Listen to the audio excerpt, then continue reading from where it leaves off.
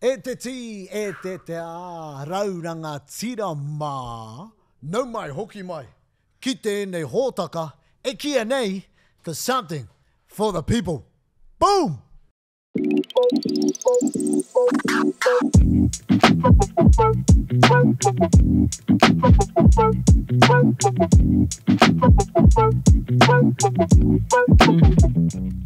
Morena!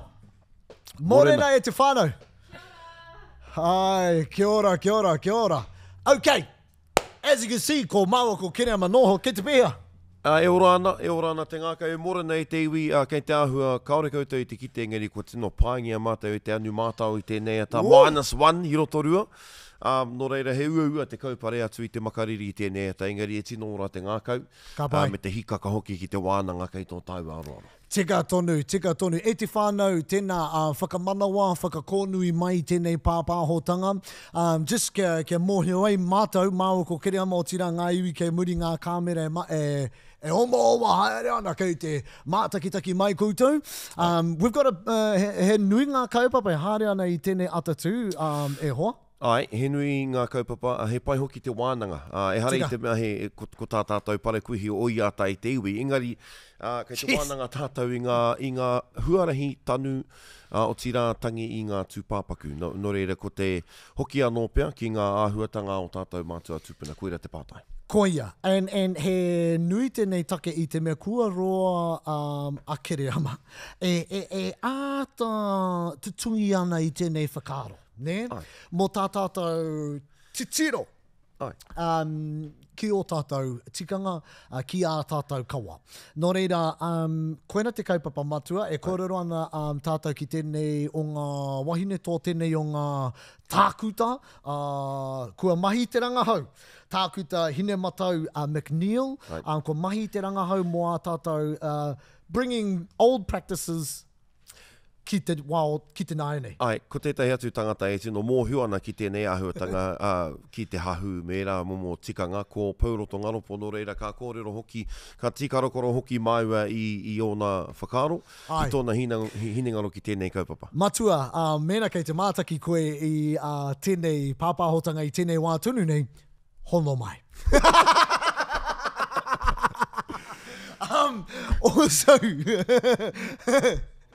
Also, e te whānau, he wāhanga hou e puta ana i tēnei rānei. We're trialling it. E whakairi ana mātou i tētahi link ki roto i ngā tākupu. He anonymous comments wāhanga tēnei. E ki ana ko nau mai te wānanga. Nā, i whakaro mātou tērā pe i etahi wā, ka hopo pea. Etahi iwi ki te kōrero i te hou me te whāwaho o etahi o ngā kōrero, ne? Nō reira, anei tētahi huarahi, mō koutou noho tai apāna. Ai, tēnā tuku mai. Hono atu ki te pai hono, kei roto i te wāhanga tuku tākupu, mehema he kōrero wāu. Ka noho muna tō tuakiri, engari ka pānui hia, ka tukua mai rā nei ngā kōrero ki te marea. Kapahaka as well, he haka feels e hoki mai ana, he atake hoki mai ana haka feels i te mea ko ngā kua roa. Ngā kura tuarua, e rangi māku ki a koe bro, anō nei ko tīmata te season mō ngā kura tuarua. Ai i tū ngā whakataetae ārohe ki Tāmaki Makaurau mō ngā Polyfest, nā he rite tonu tērā i te tīmatanga o te tau, e rangi i aia nei. Me te tai tokerau. Me te tai tokerau. Tērā pia i tīmata rua wiki ki muri. Ia rātou. Tai tokerau tērā, nā e heke haere ana, ko Te Arawa apopo? Apopo, ai. Tai rāwhiti anō hoki i tēnei wikene, ko pōneke, ko ngarohe, nō reira, ko tīmata. Ai, nō reira ka tomoke e tātou te ao o tētahi o ngā kapa o Te Arawa, kia pai e tātou whakarite i te rā kā tū apopo. Nō reira, he nui ngā kaupapa, nō reira, kia koke anō tātou, e te iwi, anei te wāhanga e kia nei, ko something for the Pūrongo people.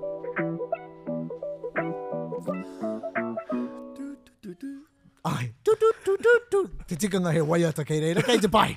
Cut a few about that.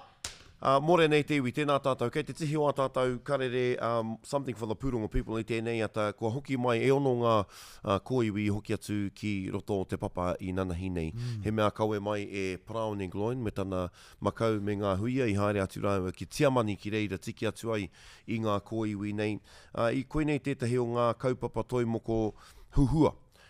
Te papa i roto i ngā tau, me te ahei tū tētahi pōhiri nui, ki roto o te papa e mihi ana ki a Praone rau ko ngā huia mo rau i haere atu ki reira, ki te mahi i aua mahi, me te whakahoki mai o tātou mātou tūpuna ki te kāinga. I whai wāhia hau ki te kōrero ki aia i te weekend ko hori atu nei, me tahi ona whakahaere, ne? Ātāhua pau, hei ko tāna ka tai ia ki roto i te rūma, ka huaki mai ngā pauaka. Kāre, ētahi e mōhiotia ana no hea rātou. Ētahi i tai atu te anku o mea tangata ki reira, nā ka ki no mea wāhi tēnei i te rongo o te wairua, ne? Nō reira, ka whakaaro rāua, ka pai, kaore no koutou, kōrero ana ki ngā kōiwi nei, kaore no koutou kia rongo i te tangi o tō koutou reo mo te ehia tau, ne? Tahi rau tau koni atu pēr, nā ka tīma te raua, ngā haka, ngā karakia, kia ore i aia ngā kōiwi rā tāhua. E rau e te whakarongo i ngā kōrero a tāpau mo tēnei kaupapa i te mea koia tētahi o ngā OG o tēnei momo mahi. Ka haere atu ana ia, ka kōrero ia ki a rātou ki ngā tūpuna nei. Kia pai mai koutou. Ai. Ki te kore koutou e pai mai, ka waiho mai koutou ki kone. Nā, ko tētahi atu o ngā OGs e peka mai ana ko matua pauroto. E pono, I oti ai tahi mea. Ai, hari te mea me hari ki tā mahi rāno. Ai, marika. Koia. I tēnei whenua tonu nei. Hoia no. E koke ana. Te pāti nāhinara kei te ngutu o te makiui tēnei wai te iwi. I te mea kei te aro atu te pāti nāhinara. Kua putatana o ati mo te pōti e tū mai nei. Kia mukua, kia whakakorea e ia te mana o te Māori Health Authority. Nā runga i tana whakapono he kaupapa wehe, maumau pūte ana hoki tēnei. Kaupapa wehe? Kamutu, e ai kia nāhinara e hare i te mea kei te piki ngā ratonga haura i raro i tēnei āhuatanga hou. Kaupapa wehe, mā rātou te kōrero. Hei, hoia no. Tama pōtakama. Ai, koia. Nō reira, tēnā tuku o mai o koutou whakaano ki enei kaupapa, me he top 5 anō hoki wā koutou tēnā tuku tākupu mai. Ngari, kia rere tātou ki rāna nei tēnei wānei, kia reira Rāwiri Waititi, te kai arahi takirua i te pāti Māori, e whai wāhi atu ana ki ngā tautohitohe a te whare wānanga o Cambridge. Nā, ko te tautohitohe nei, tētahi o ngā tautohitohe whare wānanga nui whakahirahira o te ao. O te ao. Me uaua ka whai wāhi atu te Māori, i haere a Georgina Baia, ko ia pēr te Māori tuatahi, te taurua mano te kaumā ono, ki te kōrero i tēnei kaupapa. Engari, ana, koira hoki te kaupapa kōrero, does the Commonwealth still serve a purpose? Hea tana kōrero? Wā, puta ke iaia ngā kōrero ni, me wete ngā here. Ki te koe tana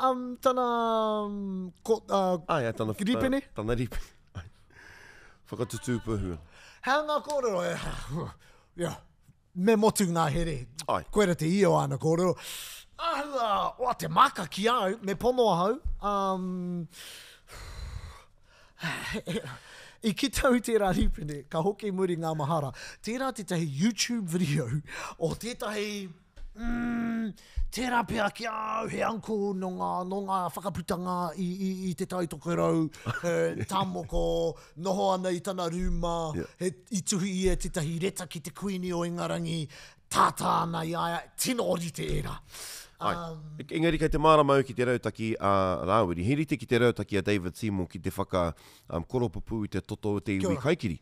Ne, kei te pirangi ia kia ara ngā iwi take o te ao, kia whai whakaro tātou ki te tāmitanga te karauna o Ingarangi, ki runga ki a tātou. Hao koutou whakaro e te whānau, tākupi hia mai, manawa hia mai, whakakino hia mai anō hoki mēnā raini kei te pai koutou ki era kōrero. Whakakino hia he kupuhau anō hoki tērā. Whakakino, kōrero mo te angry face. Okay. Karau te mōhio. Whakahe pia? Ai. Whakahe. Whakakino! Ki ngā kaupapa, hākina ki nei te iwi kua tipako hia harata batala he wahine tautohito no te karapu whutupōro riki o tani wharau ki te kapa Cronulla Sutherland Sharks o te whakataetae NRLW. No reire mihi ana ki a harata I tūtaki au ki ai I te wai konei te kapa Māori. He wahine kōrero Māori tēnei. He treina no hoki. Marika, mena ka mātaki koe I ngā kemu Aotearoa ki a hitreiria ngā Māori ki ngā iwi take no hoki, e hoa ko ia te taniwha. I te ahua pūhaihau I te mea he nui ake ona pū I oku. I oku anō hoki. Me koke. Ko te kaupapa whakamutunga tēnei e te iwi, e ngā iwi kei runga I ngā rorohi. Ko te kaupapa whakamutunga kei te rere ngā whakaaro ki te whānau taiatini I te rironga o Tiwana taiatini ko ia te upoko o te māpū mangaru moho awara ko ngā barbarians I o Pōtiki I kohurutia ia I te pō o te praere ko te whakapae nā te mangukaha. Engari I tūtana tangihanga I nanahi nei haere au. Ki wainga pū I a rātou me te aha anei e tahi o ngā kōreroa kaili poihipi te māngai o te whānau mo tēnei āhuatanga. Te mamai nui, te mamai rua. O tātou katoa te hunga ko tai mai nei. Harakau ko ngā kēngi anake, engari ko ngā rangatira o te hāpuri nei. Nā tumu ake, nā tumu whakarai.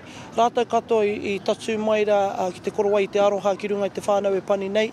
I tēnei wā tonu. O tira tātou katoa. Ko te kōrero nui o te wahine rangatira, o tō tātou tiakana Tiwana, nāna tonu I mea mai kia tātou kia tukuna noa ko te aroha, tangi hotu, engari kāre te kōrero mo te riri, mo wēnei mea, engari kai te kōrero ia mo te aroha, kia whai tauira, wana tamariki me wana mokopuna ki tēnei mea te mamai. Gee, he miharo tērā. Nā, he miharo e tangi ana ki te rangatira nei me tana whānau anō hoki. Hoi no he miharo tērā I te mea I reira koe. I reira e tahi atu mea pāpāho e tahi atu. I pōhehea e ko māu anake ko taku hoa ko herewini anahe I te mea kāre au I ki te I e tahi atu. Engari te ahuana I reira e toru kiromita pēr I tua o te rori I tētahi atu tiriti rātau e tatari ana. Ka ririti ki a koe te tata. O kia nei koera te pai o te haere Māori atu nei. He rere ke te haere Māori atu I runga I te ngākau pono. Māma noa taku hikoi wainga I te mano mangaru. Kia tae atu ai ki te manga o te whānau. Koro mai, hea te rautaki te. E haere atu ana kouro ko H. Haere atu ko H tētahi o ngā tino gangsters I roto I te ao pāpāho Māori. Ki te koutou iaia e whakahu ana. Ka oa ka haere atu maua. Ko ia te pāpāho kapeolani. Ka wānanga maua I tā maua rautaki. Tae atu maua nā ko aukatihia ngā tiriti, e ngā waka me ngā whānau. Whakatūhia te waka, ka mea atu ki ai hao, tatari mai koe ki konei bai, ka haere atu ki te kōrero ki a rātou. No reira, putau te taraka ka kotahi atu I runga I te ngākau whakaiti, ne? Kei kua ringa ki roto I aku pūkoro. Ka mihi atu ki a rātou, kia ora brothers. Hongi ngā uncles, ka tahi ka haere ki te keiti o te whare, ka tatari au kia hipa tētahi neni I au. No reira, tatari noa au kia kite au tētahi neni, ka whakapātu, nen, hei, I'm a journalist. Ka tahi ka huri mai, tūmeke ana a kuia. Ka haria au e ia ki roto, ka tūtaki atu I kite au ia kaini pohipi, mōhio ki a kaini pohipi. Ka whakawhiti kōrero maua, ka whakatūtakina atu au ki te wahine a te tūpāpaku. Ka whakawhiti kōrero, ka whakamārama atu au, piringi au ki te whakāhua I te kaupapa, I te tirohanga te Māori. Pātai ia ki te perehiti ni hou o te māpū mangaru, ka whakaia. Nānau I haere atu ki te tiki a herewini me te kāmera, ka whakahoki atu ki roto. No, reire he mea ārahi kōrua e te perehitini hou. Kia kore ai tētahi e wero e whakahera nei I herewini me tana kāmera. No reira, nā te mei I kuhu atu kōrua I raro I te parirau, I te korawa I aroha. Me te irunge, kei te whakapono hoki pēr rātau, ne? Ka tika hoki tātou, tā te iwi Māori, kaua I tēnei kaupapa. Nā, ko te take I haere atu ai, nā te mea kare anō ai kia whakapāho I tērā kaupapa, i mua i te rā nehu. Engari, ko te take i haere atu ai ki reira, nā te mei te mātake au i ngā pūrongoa te ao Pākehā, ana kei te tino whakahira-hira, whakarākei rātau i te kōrero mō te whawhai a te kenge ki te kenge. Kei te puta ngā kōrero mō rika-rika mō o Pōtiki, anō nei ko aukati hia ngā rori e pakaru mai ana te hamuti. Engari, ka wareware kē rātau ko te pāpā tērā o tētahi tamaiti. Koia. Ko te tānea tētahi wahine. Nō reira, koe rea takuhia hia kia rangona, kia whakamaumahara i te ao. Tērā mō moahutanga. Miharo. E hara i te mea e whakai, e hara i te mea whakai ana te katoa o te iwi Māori, ka whakapāhotia i rā āhuatanga, engari kei wareware tātou, i te mutunga iho, he whānau, he Māori rātou. Ka mutu he hapori Māori tērā. Ai. Ki te katoa koe, ki te koe tetahi Pākehā, i reira? I reira etahi o ngā Pākehā o te hapori, koe nei hoki tētahi rerekētanga ne. Kāre tātou e rongo i rā kōrero o te haere ngāti o te mea, te koromatua ki reira, i te mea he rangatira a tiwana i roto i tana hapori. Engari, kei te kōrero tia te whawhai. Te au a te kuri, me ngā Rockies, me ngā Burnouts, me te whawhai, engari kāri i te kōrero tia e rā ahuatanga. E rā ahuatanga. Miharo pada. Nō reira, ka mihi ake kia kaini, te rangatira o ana kōrero reo Māori me te reo Pākehā, i runga hoki ai ngā kare reo Pākehā i nanahi nei. E mihi ana kia ia, o tira kia rātou. Nō reira, ko mātui reira? Ka mātui konei ngā karere i tēnei atai te iwi. Tēnā koe pada, tēnā koe mihi ana kia koutou. Tēnā koutou i o koutou whakaro, i a koutou tā kupu a noho ki. Anei, Miriam me Muriwai, you on, brother Kere, am I right? Māori mā. Haere a Māori mai. Haere a Māori mai. Way off. Aroha mai, te whānau. O hui no, he tika tāna. Nō reira, e koke ana tātou ki te wāhanga e kia nei ko something for the kaupapa people.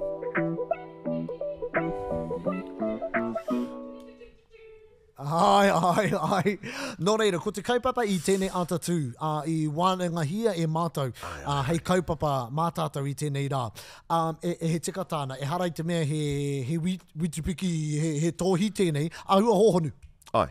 Engari, me hohonu ka tika. Koe rā te take i tahuri mai ai te iwi ki tēnei ho tako o tātou. Nō reira, hea te kaupapa?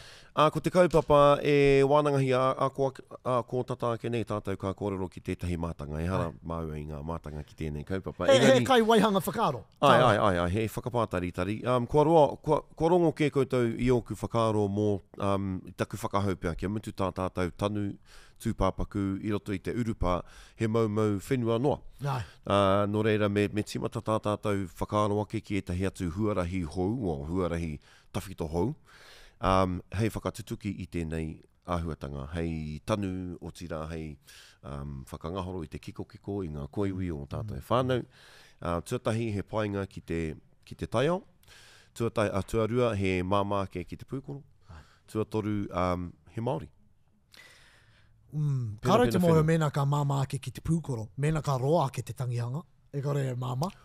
Well, e hare, ko nāwai ki me rima rawa te roa te tangihanga. Ai, tika tā. E mahara nau te hōtaka o Casketeers i Tipene Francis mā. E mahara nau te tahi o ana whānau i pāpāhongia tēnei, ka tai e tahi o na uri, ne? O na whanaunga o Pawarenga, te uri o tai. Ka i reira rātou e tū ana i roto e kōru ana mō ngā wakatū pāpaku me te nui o te utu o tēnei o tērā, ka kite ia i o na whanaunga ka ki ia. Hore koutu. Kia koutou tēnei. Māku e haute.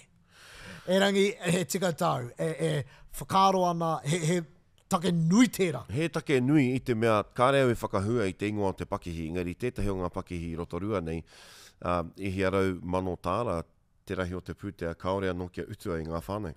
Ai. Tōna te kau mano tāra te utu, o raro, mo tētahi tangihanga.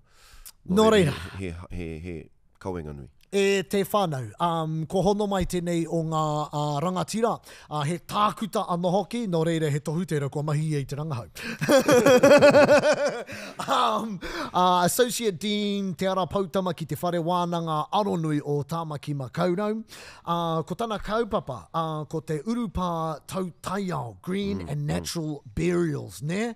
Ko hono mai tēnei o ngā tākuta Hinematau McNeill, e te whaia, morena ki a koe. Ai, kia ora kōrua, me te hunga e whakarongo mai kia tātau I tēnei ata. Kia ora rawa atu koutou. Morena. Nō reira whaia, just kia marama katoa mātou, ne? Your research, te urupa tau taiao.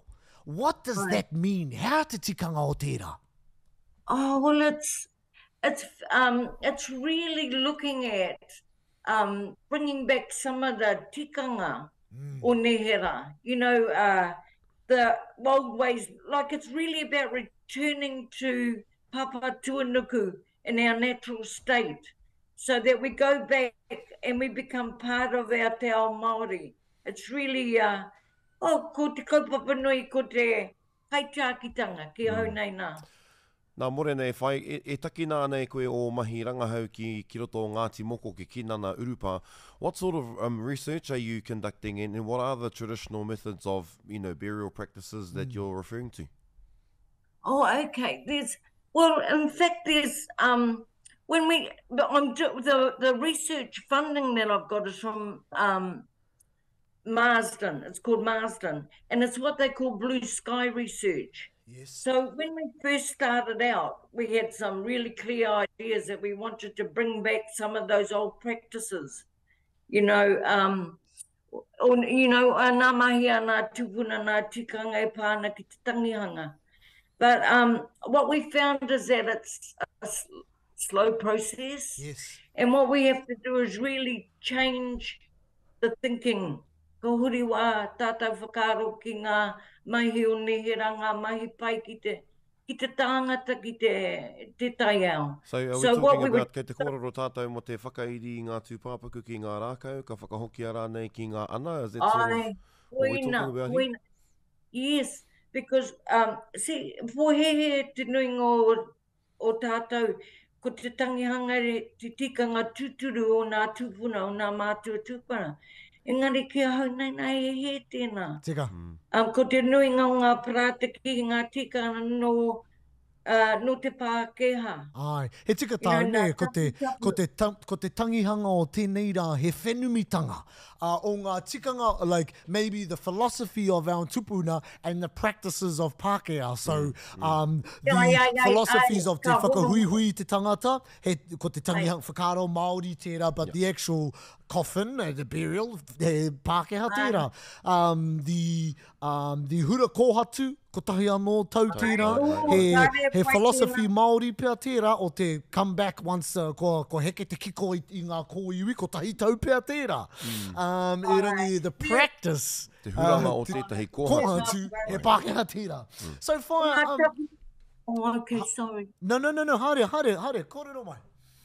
Oh, it's just that, you know, the things like nā tapu a te Pākehā, nā kāwhena, you know, ka whakapia tātā te rākau kare, ko ngā mea katoa he paihana mā te whenua, kare āroha ki a pāpatu anuku. So what I'm saying is that a lot of our practices, there's good things about tangihanga, you know, bring our people together, te whakawhanaungatanga, moiho tātou ki a tātou, but there are parts of it that are really destructive for our whenua. I love this discussion I te mea, kua roa e whakahau ana I te whānau, me mutu tātātou tanu tūpāpaku I te mea kei te maumau te whenua. So what are your thoughts? What are some alternatives in fire? I mean, because cremation isn't necessarily environmentally friendly, is it? No, but what we're finding is that there's also one of the things that is really bringing our people on board with this kaupapa is that it's a lot cheaper. You know, nui hoki tutu, mo nā tānehanga. Ai, tika. You know, so Going naturally, we can get our whānau to raranga kāwhena harakeke. You know, we can wrap our people in shrouds. You know, there's really better ways of caring for our people that is a lot more cost effective. Tika. Because a lot of our people aren't even going to tangihanga these days. They're having the tupāpaku kei kāinga. Aka haere tō tika ki te urupa. Tika, tika. And tika tai whai he and it's hard to say this, e ringi, he mea nui te pūtea, ne, te utu o te tangihanga. So, of course, a lot of our whānau are, maybe not out of choice, out of necessity, are choosing options that he mamake. Nō reira whā, and kei te whakarāpopoto ahau I a tātou kōrero I tēnei wā nei, you have done I tākina e koe o rangahau ki roto I tō anoro hoi ki roto o tapuika. Ne, huri noa, I guess as well. What's been the uptake? Or has there been any uptake in terms of some of your whakaro with our whānau? With, you know what, kei te rata ngā iwi ki e nei whakaro, ke tīmata tā tātou kaupare ngā I ene mea, kino mo te tai ao, ke whakahoki mai anō hoki ngā etahi tikanga o mua. Oh, absolutely. Like when we first went up to Miti Miti, Ai. Ki te tai tōkarau, Miti Miti, ki te kaipara ki te hokianga. Ai. Now, that's my kainga whai. I'm from Miti Miti. Kia ora, kia ora, kia ora. Well, not long after we went and did our rangahau, we did a wānanga. Not long after that, one of the whānau kumateke. Anyway, because of our kōrero, he wanted to have a natural burial. Kia ora. One of the problems is that we're not ready. You know, we haven't got our systems in place there. You know, and the same back home, when a couple of my whānau have passed away and they wanted to have a natural burial, but we need to do more mahi. You know, he nui nā mahi mua I a mātou. Kia ora. You know, te roku rangahau. Yeah, just on that note, Just started kutimata. Kutimata. Kutimata. Kutimata. Now, what are the legalities around it? If I wanted to take our whānau and put them up in a tree on our own block, kia ngahoro ai ngā kiko, is that even legal? Well, taku moiho. The urupas are not under the New Zealand Burial and Cremations Act. So a lot of what we can do in our urupa, we have it's one of the rare places that we have rangatiratanga over our ways of doing things, over our tikanga. So we could whakairi ki ngā urupa. Wow. So the hard case thing is that when we were working with those rangatai, oh, gee, hāteke, they're ready to go and be hung up in the trees now. Ka whirangi weti ki te hoki ki ngā ana. Inui wainganui I wārātou tūpuna hāteke o kata na mātou. Well, but you know, it's a younger generation, I think, that are going to carry this kaupapa. Kia ora. Nah, this is really cool. And whā ka kōrero tātou ki te tohunga, mātou ki te tohunga ki a pauroto a ko ake nei, and tērā pē tāiana e tātou te ata wānanga I ngā, you know, how we actually take tikanga and put it into a modern context and actually do it. Right. And ko o rangahau katoa ne. And I guess what you've been doing is helping us rewrite the book. Ne. Me tāpiri ngā kōrero o mua ki ngā rangahau o nāianei. And then you need some young people just to go, hey aha mā koutou, we're just going to do it. So, koina te wero, no te wero, koina te wero. Hoi anō, kua mimiti te wā ki a tātou, e tino mihi ana ki a koe me o rangahau, me o whakaro, e tuari nei, hei kai, mā mātou, mā tātou, mātou iwi Māori. Nō reira, e mihi ana ki a koe e whai, kia pai te rā, and you can go back and have a nice little relax I roto I tō moenga, ne? Ka hoki au ki te moi. A te wā whā. Ai, kia ora rawa tu kōrua. Rawe te wānanga. Ka reo I mōhio I tērā ture mō ngā urupa. Ai. Te grey zone Yeah. area. Just aroha mai, Alex out of sync. Tātātou te oro. But kei te pai. E te whānau, he nui ngā, ka pai tērā Alex tino pai, he nui ngā tākupu e haere mai ana, and, you know, I whakapuaki mai, e te whaiara, etahi kaupapa pai hei wānanga mā tātou. Ai, hei whakaaro ake mā tātou mā tēnā whānau. Now, I think it's worth exploring that tikanga o ture around the grey area in Urupa, because Koia. he huarahi tērā e tūai te mana motuhake tino rangatiratanga te iwi, ni. Nō reira, mena, tēnā koe rānira, mena, ia koe te mana whakahaere, o tō Urupa, o kauai hearaini, ne? Tō Urupa, ka hakoe. Well, kei te piringi au kia tīmata tā mātou, rangahau I era ahuatanga. Kei te kite au I ngā tukanga whakatō rākau ki runga I te tūpāpaku, and it's kind of like a, ko te pūtai au, ne? Ka kai I ngā koiwi. He huarahi tērā. Engari, he pai ki au te whakaaro me hoki anō ki ngā ahuatanga omua. Ki au me tīmata tātou I te pito mutunga o te tangihanga, e pai ai tā tātou whakarite I te tukanga. Nō reira, mena kei te pirangi koe ke toro, kia wera tō tinana, ne? Yep. Ka pai, koe rau te mea, hoki muri mai reira. Mena kei te pirangi koe kia iri tō tinana, o kei te pirangi kia whakairi I te tinana o tetai o whānau, tīmata I reira, hoki muri mai, hea ngā tepe e tai atu ai koe ki reira. Ai, awa, ko te panoni pēr I te ture tētahi. Well, mena kei te ki te wahine rā, he grey zone, te Urupa. Yeah. He pai tērā well, kōhau. Kene pia. He pai tērā kōhau. Yeah, he loophole ke tērā. Me tū te tangihanga katoa ki te Urupa. Yeah, well, I mean, hea ha te tangihanga, ni. Koia.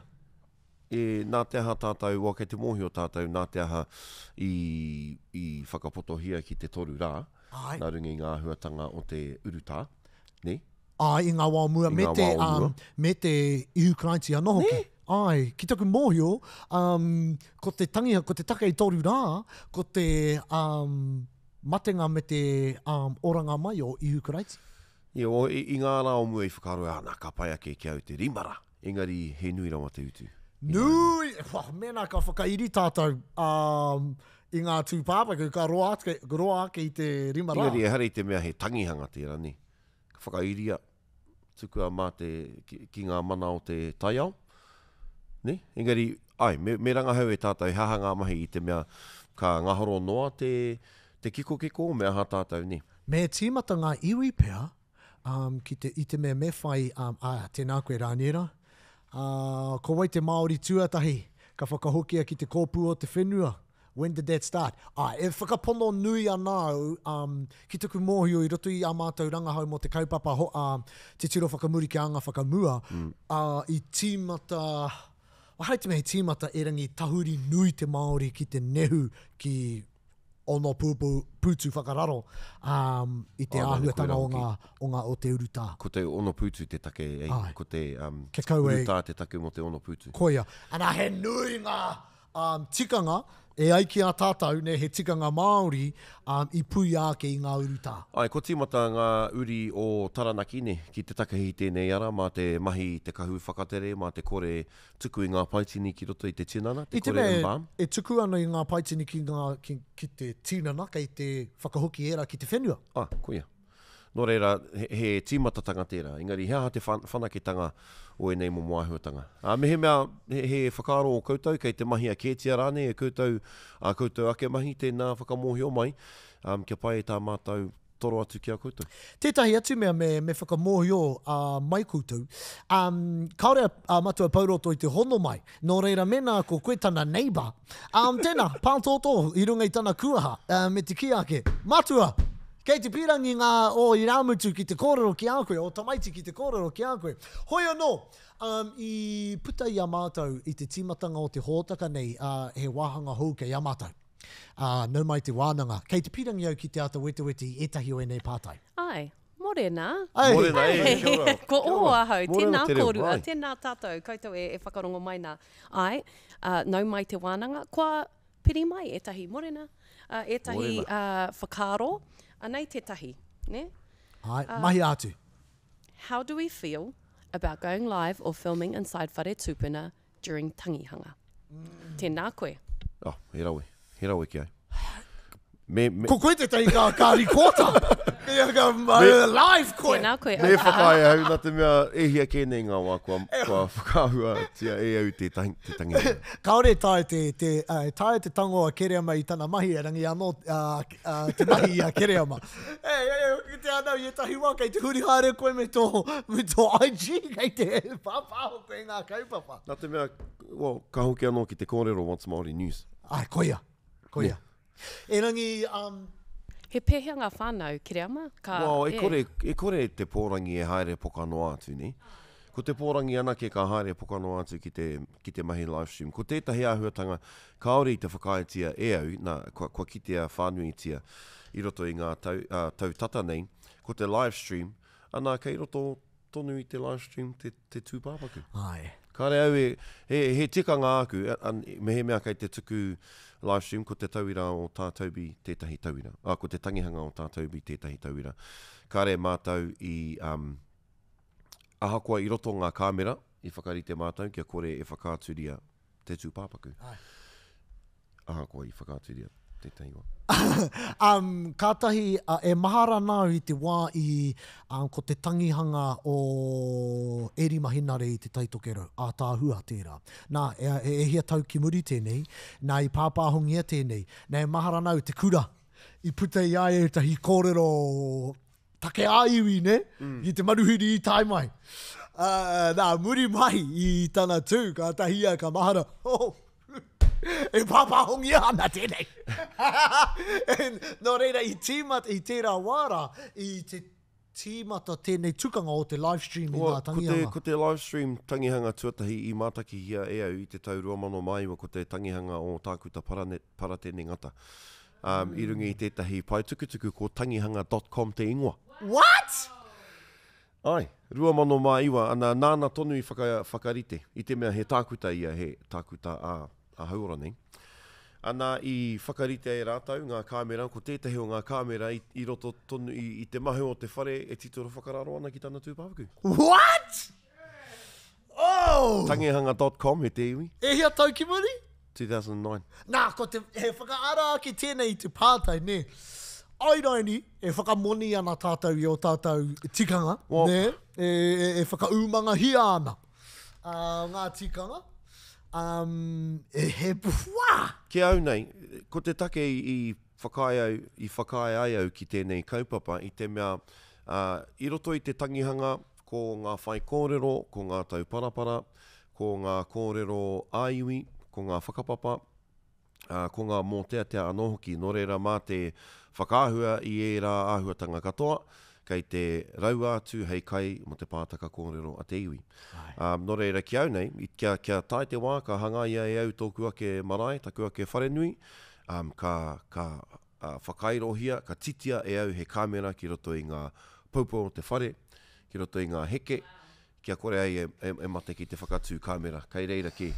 Roto ki te whare. He pai tēnei wānanga e tātou mā, he tino pai rawātu. Tēnā, tuku mai o koutou a whakaro, a koutou tākupu, me nā raini e pīrangi ana, kia haere tonu tēnei wānanga.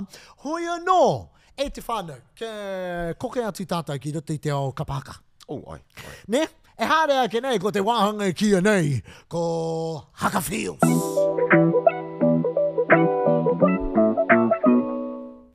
Pāpāho i a haka feels. I ai nei.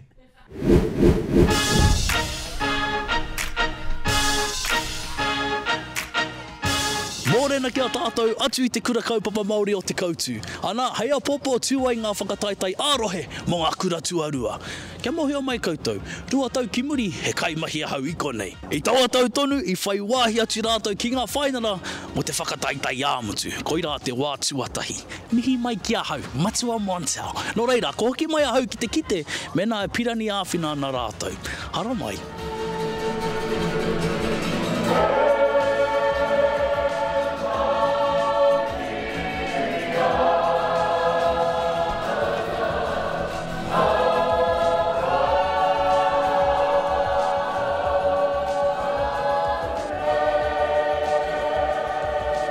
tātou ēnei o ngā tau kua heke, ko tino piki te taumata o te ao haka ki tēnei o ngā kura, hea te whainga i tēnei rauna. Ko tahi noi ho te whainga, hei toa whakaihu waka, kāre mātou I whakapauwera mo te tūranga tuarua, mo te tūranga tuatoru rānei, engari, kā ki te tātou, hei te wiki e heke mai nei, ko wai ka hua, ko wai katoa. Te mātāra I au rehu, tauira mai tawhiti, Ngāti rangi wewehi, ko pēhea tērā hononga ki te kapa. He pai, bau puta I ahau te kōrero I roto rā mātini mamano karapa te whai. He pūkenga tā tērā tangata, he pūkenga tā tērā tangata, he pūkenga tā tērā tangata, katoa, ko tākoha mai. I runga I te whakaaro o rite, runga I te kaupapa o rite, hei painga mā tātou tamariki.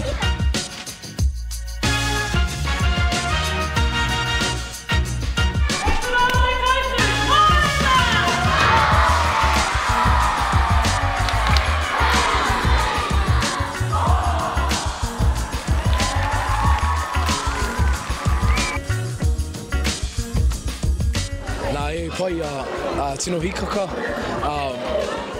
tino mai ahau, te tua, I mua I te maria.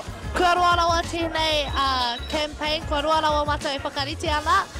He ua māku mai te matatini, katahi ka uru tōtika ki ngā mahi o te koutu.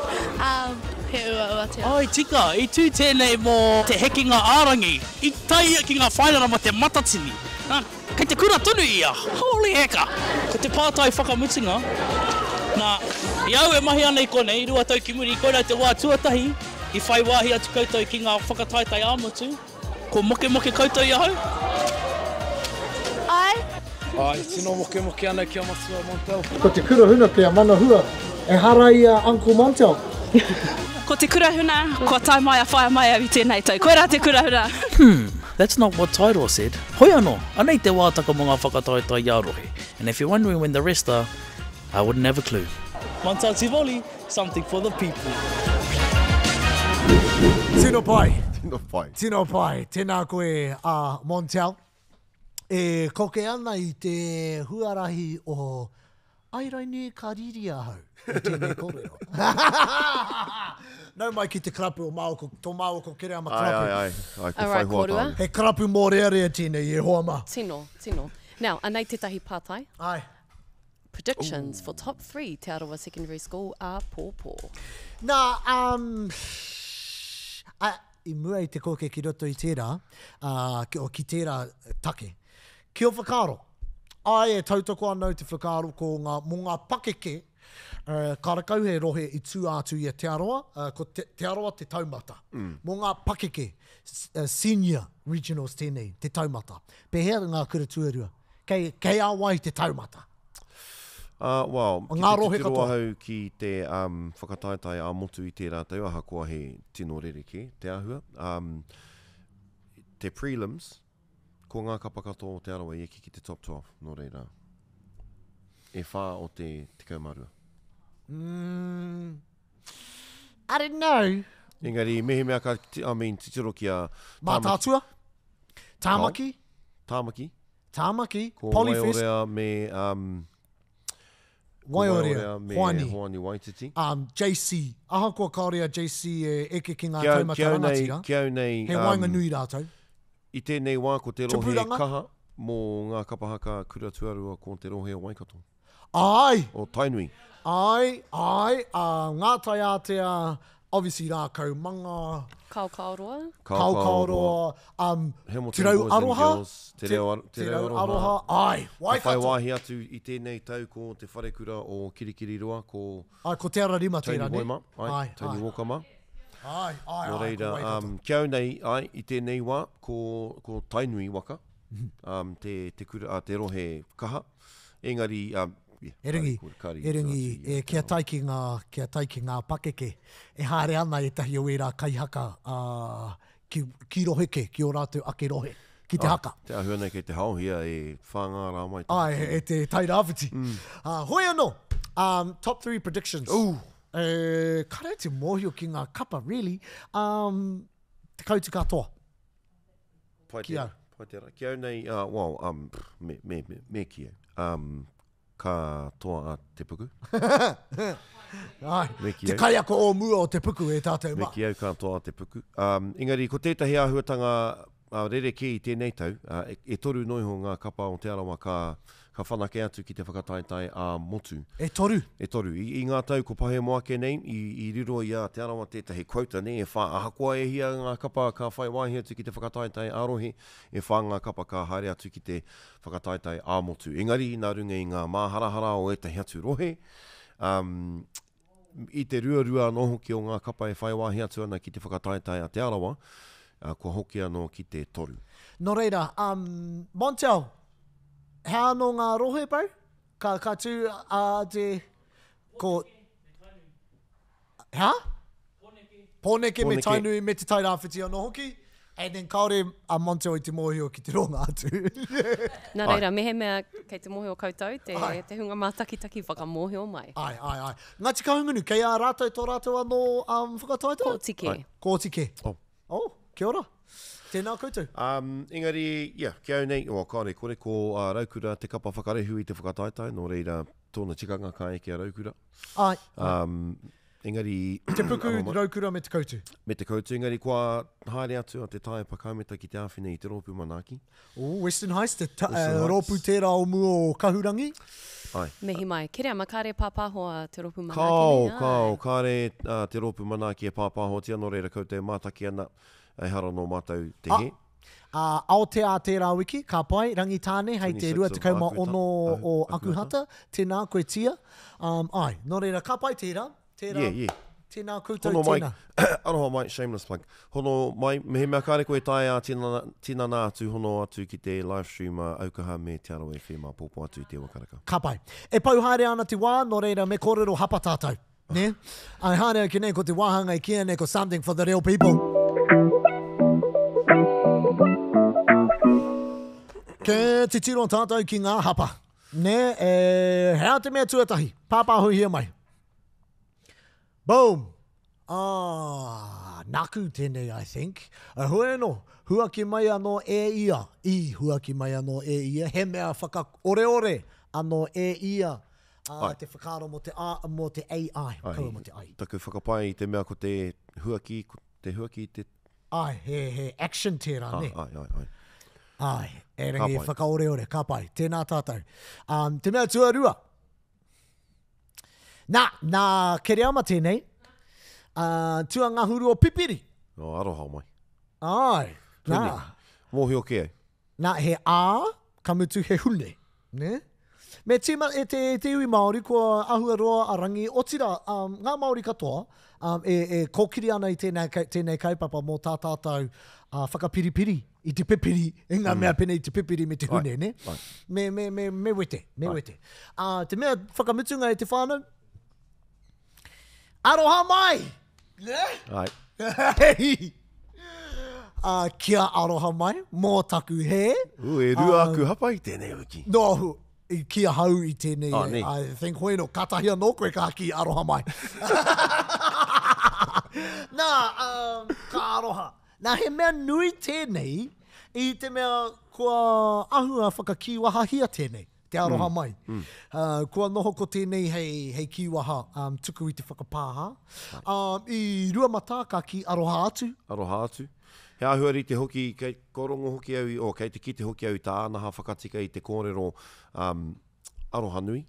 Hei. Hei tāna ko te nui te aroha. Nui te aroha. Ai. He hara ko te aroha nui. Ai.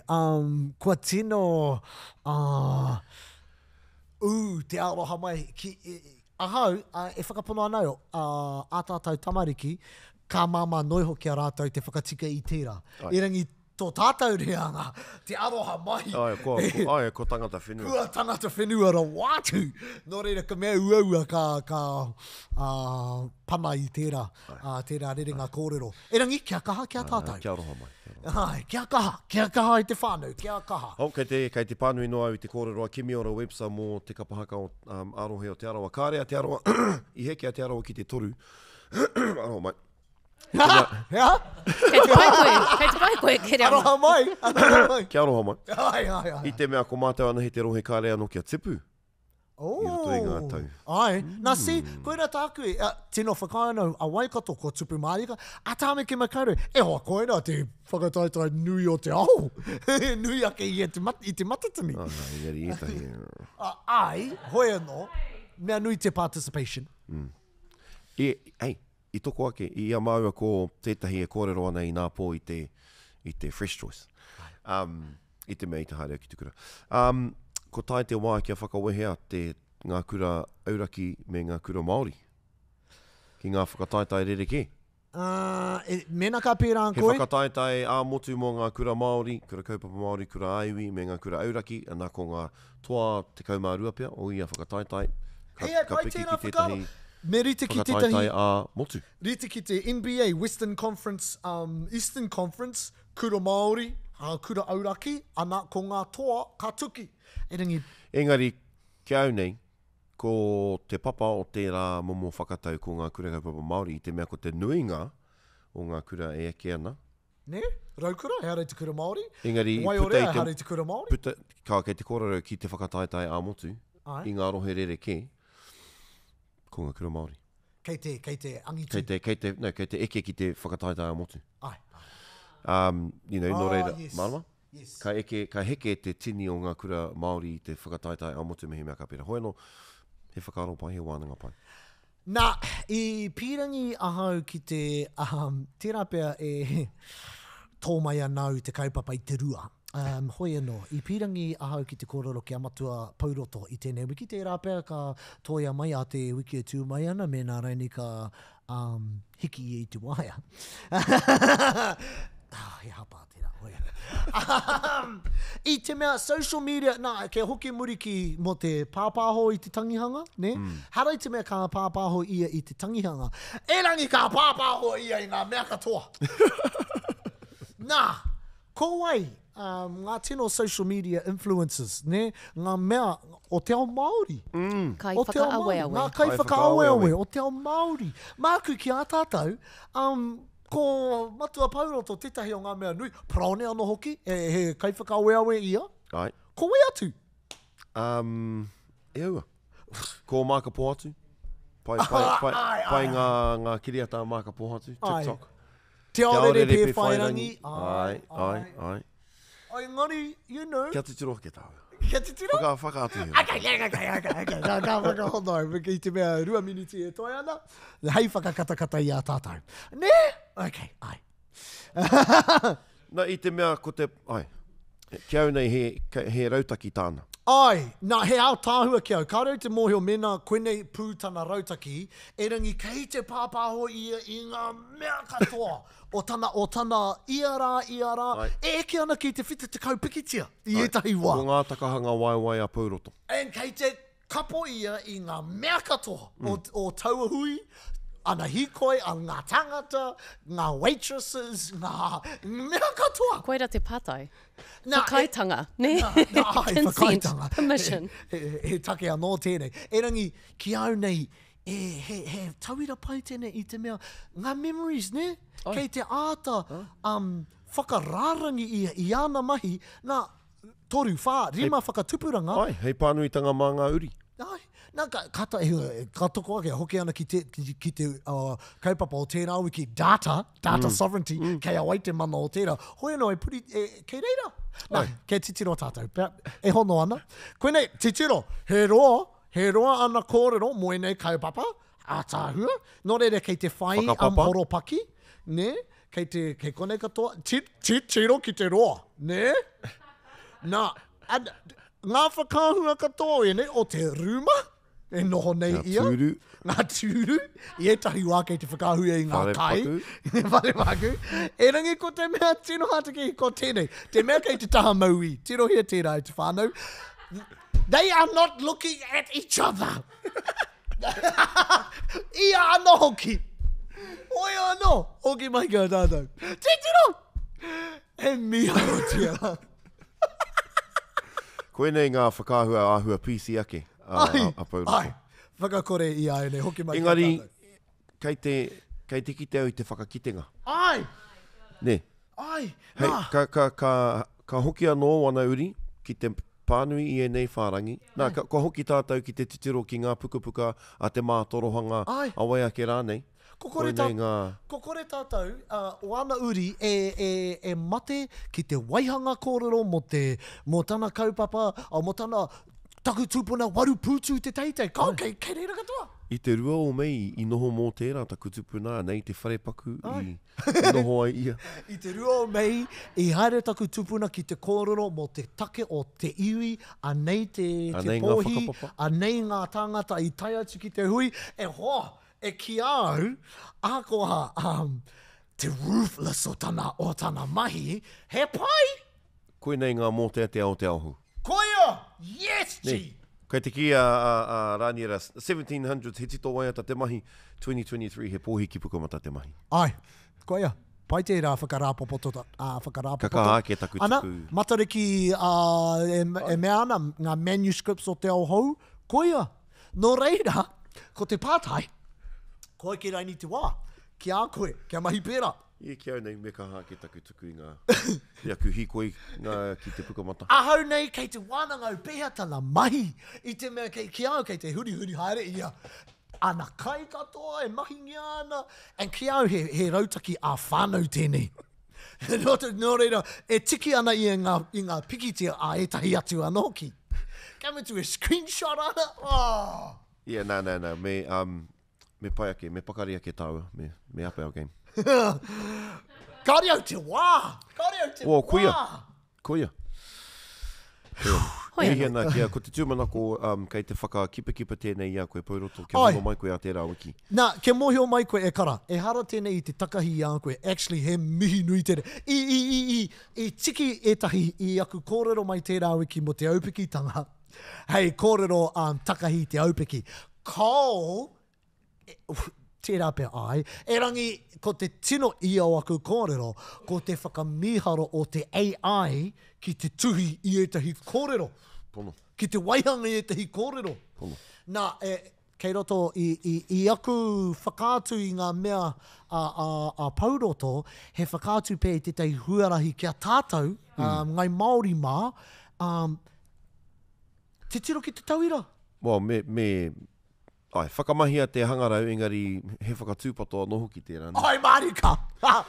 I'm data sovereignty ne, kei awai te rangatiratanga. Kamutu tuku ani tō mata ki te ao. Hoi anō, ko taua mea anōra. Hoki ana ki ngā moko mōkai. Ko ena te tauira ki etahi o ngā kai tā moko nei, ki te mahi moko, iai ne, kei reira katoa ngā pikitia. Hoi no, kua pau te wā, kua hipa no atu I te hawhi pai. Philosophy of tupuna, but practice of Pākehā. Ooh, Maya Williams. Nice, Maya. Tēnā koe. Okay, he wānanga pai tērā. Ai, he whakatepe ake e tewi, hei a pōpō ko te whakataetae a Te Arawa, e mihi ana kia koro Tarbom Gillies. Oh, yes! I tēnei wiki koe nei te rā whakamutunga o tana kreme, ki te trai pūnara o Waitangi, kei roto rua I tēnei wānei, hei whakamana I ngā mahi whakaparahako a te karauna ki ngā hoia Māori, tō rātou hokinga mai I te pakanga tuarua o te ao. Hei te weekend, tino mihi ana ki aia me ana kōrero anō hoki. Hei te weekend nei ko te wānanga kapahaka, a te nūtū kapahaka. Ui. Aua breaking news tērā. Hui anō. Kia u e te whānau, kia u. Kei te pēa koutou taku hāte. Oh, yes! Whanaunga tēnei ko Hakaraia, nā e mihi ana kia Hakaraia o tira te whare mamau o Pakimā. I te mea, o Horitai, I te mea, I te whakarite a Hakaraia ki te whawhai I tērā wiki, engari I I kōtora whererei. Whakamutunga I whererei te kōtore o tana hoariri kare I wātea, engari. I kia pira tō mātou kai wawahi he e pia o noho ki o Horitai ka kia, e kora tana hoariri e tai mai. Tika. Moe o nono. Hoi no, te whānau mihi ana ki a koutou katoa, me o koutou whakaaro, a koutou tākupu a nohoki, ka rite tonu tā tātou tiki atu I era, tā tātou tiki atu I era hei wānanga mā tātou a haere ake nei. Ai. E rua ngā hōtaka. Ai, e toi ana. E rua. Ai, e te iwi. Tukua mai, ai, kaue tangi, tukua mai a koutou kaupapa me o koutou whakaaro. Ai. Nō reira, ka kite. Pai tērā.